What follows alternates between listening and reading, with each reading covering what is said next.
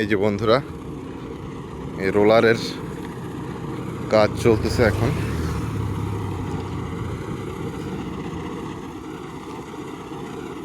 তো আমরা একটু কাছাকাছি যাব গাড়িটার। আসলে গ্রামের মাঝে এই গাড়িগুলো কিন্তু অনেক ইন্টারেস্টিং, কারণ এই সব জায়গায় তো আসলে শুধু মোটরসাইকেল ছাড়া তেমন কোনো রিক্সাও আসে না আর কি, ভ্যান ট্যান আসে মাঝে মধ্যে।